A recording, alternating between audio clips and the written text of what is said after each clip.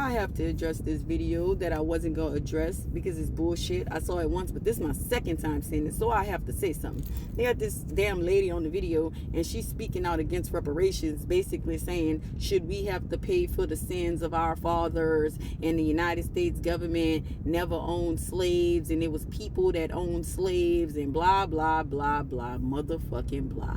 Let me tell you this. She is right about one thing. The United States government didn't own slaves, but they had no problem renting them motherfuckers. They had no problem renting slaves to help them build the infrastructure of this country. They had no problem renting slaves to build the White House, nor did they have a problem renting slaves to build the goddamn nation's capital. Man, see, this is the problem. How many people stood up and gave speeches against Jewish people and Japanese people from getting reparations? It's always when it come down time to pay up for us. It's always, should you have to pay for the sins of your father, the United States? The people own slaves, not the United States government.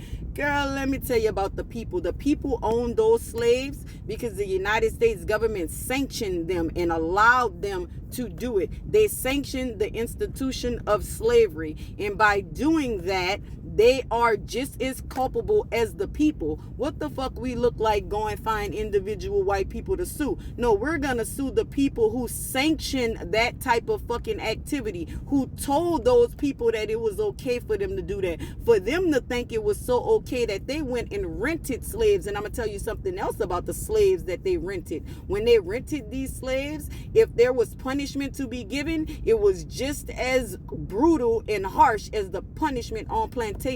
Again, they only rented slaves because they did not want the responsibility of having to take care of them. Again, they rented slaves because they did not want the responsibility of taking care of them. Man, y'all better, first of all, I really have to say this. We are old. I don't care how you spin that shit.